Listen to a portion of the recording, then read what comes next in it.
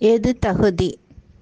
ஒரு சமயம் சாதகர் ஒருவர் அருகிலிருந்த ஆசிரமத்தின் தலைவராக விளங்கிய துறவியிடத்திலே சென்று, நான் ஆன்மீக வாழ்வில் ஈடுபட்டு முக்தி நிலை அடைய விரும்புகின்றேன், எனக்கு மந்திர உபதேசம் செய்ய வேண்டும் என்று கேட்கின்றார். அதற்கு அந்த சாது ஒரு வருட காலம் எல்லா விதமான ஜபம், தியானம், மற்ற அன்றாட வழிபாட்டு முறைகள் இதையெல்லாம் செய்து உன்னை நீ பக்குவப்படுத்தி கொண்டு வந்தால் அடுத்த வருடம் பார்க்கலாம் என்று சொல்லி அனுப்புகின்றார். அதே போல அந்த சாதகரும் ஒரு வருட காலம் எல்லா விதமான சாதனைகளிலும் ஈடுபட்டிருக்கின்றார். அடுத்த நாள் அவர் வரக்கூடிய தேதி அன்று மடத்தில் இருந்த பெரியவர் கூப்பிட்டு மடத்தை தூய்மை செய்யக்கூடிய பணியாளர் இடத்துல சொல்லுகின்றார், இன்று ஒருவர் வருவார், அவர் வரும்பொழுது மடத்தை தூய்மை செய்து குப்பை கூளங்கள், சருகு, காய்ந்த மலர்கள் இதெல்லாம் வாளியிலே சேர்த்து வைத்திருக்கிறேன், அதை அப்படியே அவர் தலையிலே கொட்டிவிடு என்று சொல்லுகின்றார். இவரும் ஏன், எதற்கு, இதெல்லாம் உண்மை கேள்வி கேட்காமல் வந்தவர் மீது குப்பையை கொட்டுகின்றார். அவருக்கு பொறுக்க முடியாத கோபம், அடிக்க கிளம்பி விடுகின்றார், விரட்டி கொண்டு ஓடுகின்றார். அவர் எப்படியோ தப்பித்து துறவியின் முன்னாலே வந்து சேர்ந்து விடுகின்றார்.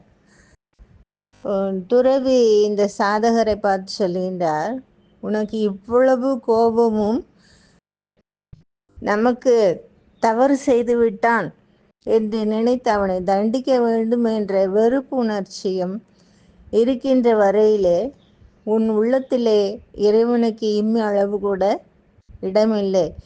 இன்னும் ஒரு ஆண்டு காலம் எல்லா விதமான சாதனைகளையும் செய்துவிட்டு மீண்டும் பார்க்கலாம் என்று சொல்லுகின்றார். அதே போல சாதகரும் மறுபடியும் எல்லா ஜபதப தியானங்கள் எல்லாவற்றையும் செய்து வருகின்றார்.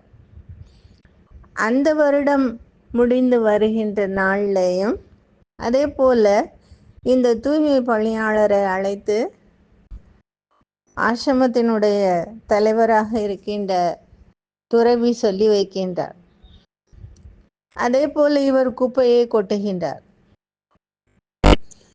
சென்ற வருடத்தில் இருந்த மாதிரி கோபம் அவ்வளவு உச்சகட்டத்தில் இல்லை, அடிக்க கை ஓங்கவில்லை, ஆனால் வாய்க்கு வந்தபடியெல்லாம் திட்டுகின்றார்.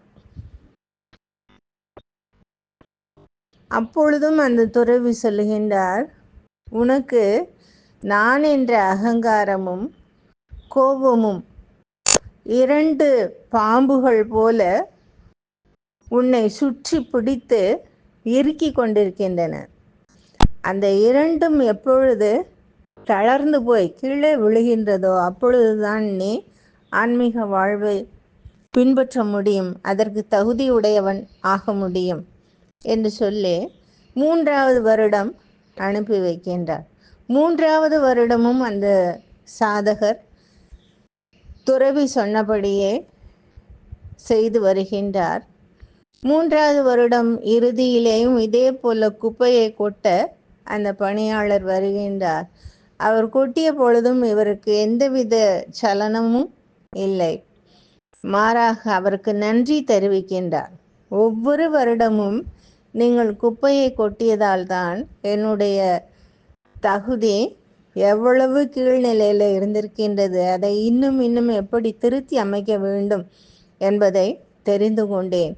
என்னுடைய வாழ்க்கையை, என் தகுதியை உயர்த்தி கொள்வதற்கு உதவிய உங்களுக்கு நான் நன்றி தெரிவிக்கின்றேன் என்று சொல்லுகின்றார். அப்போ அந்த துறவி, இப்பொழுதுதான் நீ முழுமையான தகுதி பெற்றிருக்கின்றாய், வாழ்க்கையிலே எந்த விதமான ஒரு நான் எனக்கு இந்த மரியாதை கிடைக்க வேண்டும், என்னுடைய நிலை என்னவாக இருக்கின்றது, என்னை மதிக்க தெரியாதவன் இவனெல்லாம் எதற்கு என் தலையில் குப்பை கொட்டுகின்றான் என்றெல்லாம் இருந்த மனம் மாறி இப்பொழுது என்னை திருத்துவதற்கு உதவிய உங்களுக்கு நன்றி என்று சொல்லுகின்ற மனம் வந்திருக்கின்றது. உன்னுடைய தகுதியை நீ நல்ல முறையில் வளர்த்திருக்கின்றாய். இனி ஆன்மீக வாழ்வுக்கு நீ தகுதி உள்ளவனாக இருக்கின்றாய். உனக்கு மந்திர உபதேசம் செய்து துறவற வாழ்க்கையிலே முன்னேறி செல்வதற்கு நான் ஆசிகள் வழங்குகின்றேன் என்று அந்த துறவி சொல்லுகின்றார். இந்த கதையிலிருந்து நாம் தெரிந்து கொள்ளக்கூடிய கருத்து, நம்மை போற்றுவார் போற்றலும் தூற்றுவார் தூற்றலும் போகட்டும் கண்ணனுக்கே என்று இருந்துவிடக்கூடிய மனம் வேண்டும். யார் என்ன சொன்னாலும் அதை நாம் பொருட்படுத்தக்கூடாது. அப்படி அதை கருத்தில் வாங்கி கொண்டோம் என்றால் அதை தீர ஆலோசித்து உண்மையிலேயே என்னிடத்தில் என்னென்ன குறைகள் இருக்கிறதா, அதை திருத்தி கொள்ள வேண்டுமா என்பதை யோசித்து பார்க்க வேண்டும். இல்லை என்றால், கடவுளே நான் என்ன தவறு செய்தேன் என்று தெரியவில்லை, நான் என் போக்கிலே போய்கொண்டிருக்கும் பொழுது எனக்கு இடையூறு செய்வதற்கு என்று ஏன் இவர்களெல்லாம் இப்படி ஏச்சும் பேச்சும் வீசுகின்றார்கள் என்று இறைவனிடத்திலே முறையிடக்கூடிய மனம் வேண்டும். இந்த 3 வகையிலே நம் சூழலை நாம் எதிர்கொள்ள வேண்டும் என்பதை தெரிந்து கொள்கின்றோம். ஒன்று, எதுவாக இருந்தாலும் இறைவனுக்கே போய் சேரட்டும். இரண்டாவது, உண்மையிலே என் மனதிலே குற்றம் குறைகள் இருந்தால், என் நடத்தையிலே, நான் பேசுவதிலே, நான் மற்றவரோடு பழகுவதிலே ஏதாவது தவறுகள் இருந்தால் அதை திருத்தி கொள்ளக்கூடிய மனம் வேண்டும். மூன்றாவது, இறைவனே நான் மனமறிந்து என்ன தவறும் செய்யவில்லை, ஏன் இவர்கள் இப்படி என்னை ஏசி பேசி விரட்டி அடிக்கின்றார்கள் என்பது தெரியவில்லை, நீதான் என்னை காத்தருள வேண்டும் என்று முழுமையாக இறைவனை சரணடையக்கூடிய மனம் வேண்டும். இந்த 3 வகையிலே ஏதாவது ஒரு வகை நமக்கு உறுதியாக பின்பற்ற முடியும் என்றால் நிச்சயமாக நாமும் வாழ்க்கையிலே ஆன்மீக பாதையில் பீடு நடை போட்டு உயர்ந்த நிலையை எட்டி பிடிக்க முடியும். இறைவனுடைய திருவருளால், குரு அருளால் அப்படிப்பட்ட நிலையை நாம் அடைய முயற்சிக்க வேண்டும். அந்த முயற்சி திருவினையாக மாறுவதற்கு அந்த பெரியவர்களே நமக்கு ஆசி தர வேண்டும் என்று வேண்டி கேட்டுக்கொண்டு இத்துடன் நிறைவு செய்கின்றேன். நன்றி, வணக்கம்.